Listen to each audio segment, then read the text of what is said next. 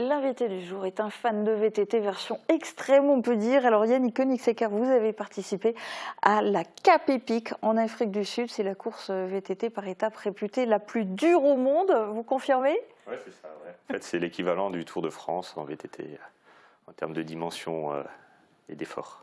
Ok, alors vous étiez en binôme avec Jean Herman, licencié lui aussi au Sprinter Club de Sarreguemines. Il n'est pas sur ce plateau pour témoigner, alors ça va être à vous de nous raconter comment ça s'est passé pour vous deux.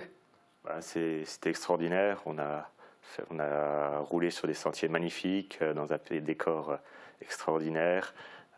L'organisation était vraiment super bien faite, donc c'était vraiment quelque chose de mythique et de magnifique. Et au classement? Au classement, on a fini 196e sur 726 au départ. Ce qui est pas mal pour une première participation. Ce qui est pas mal, surtout que mon binôme, Jean, il est tombé malade au deuxième jour. Donc il a fait une insolation. Et du coup, derrière, on a dû composer avec ça tout le reste de la semaine.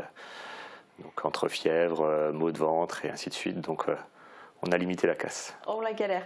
Alors en dehors de ce souci de santé, qu'est-ce qui a été le plus difficile? Le plus difficile, c'est l'enchaînement des grosses étapes. En fait, on a une sorte de format marathon tous les jours. On repart sur ce format marathon. On avait la chaleur aussi qui était présente, avec des journées jusqu'à 42 degrés. Donc on venait du froid ici, on avait roulé tout l'hiver au froid ici, et d'un coup, on a 30 degrés de plus là-bas, donc c'était pas forcément ce qui est le plus évident. Ouais, c'est violent pour le corps. Et c'est vrai qu'avant votre départ, quelques temps avant votre départ en Afrique du Sud, on vous avait filmé à l'entraînement ici dans le secteur. Est-ce que avec tous ces entraînements, et vous aviez pris l'habitude aussi du coup de rouler ensemble, est-ce que vous étiez prêt? Est-ce que vous vous attendiez à ce qui s'est passé ensuite? Je pense qu'on avait fait le travail nécessaire pour arriver prêt. Après, on n'a pas eu de chance avec l'insolation à Jean.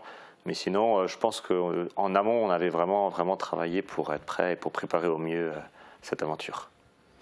Et alors, le terrain, je suppose qu'il était sans aucun doute difficile là-bas en Afrique du Sud. Ils ont dû choisir les étapes stratégiquement pour vous faire passer un peu sur tout type de terrain. Et en dehors de la difficulté, vous le disiez, il y avait des paysages qui étaient magnifiques. Est-ce que vous avez eu le temps un petit peu d'en profiter, ou bien dans une course comme ça, on a trop la tête dans le guidon? Non, on en profite quand même, même parce que les montées sont longues, donc on a le temps de regarder à gauche, à droite. On avait des descentes où on passait sur des motraces avec des singes au bord de la piste. C'était vraiment, on passait dans des bike parks extraordinaires. C'était vraiment incroyable. Alors c'était 8 jours de course avec campement en bivouac.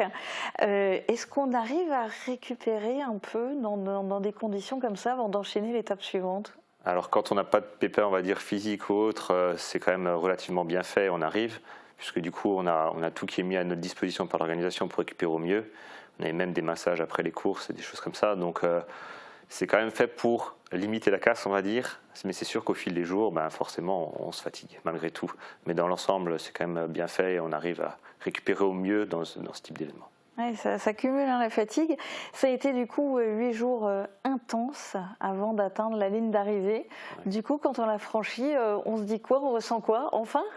Ouais, en fait, je trouve qu'il y a deux sentiments. Il y a ce côté joie de passer cette ligne d'arrivée. En plus, c'est en binôme, donc on partage quand même quelque chose d'extraordinaire. Et puis, c'était pas forcément évident. Jean, il est vraiment allé au bout de ce qu'il a pu faire en termes de courage. Et je veux dire, je pense pas qu'il y en ait beaucoup qui pouvaient faire mieux.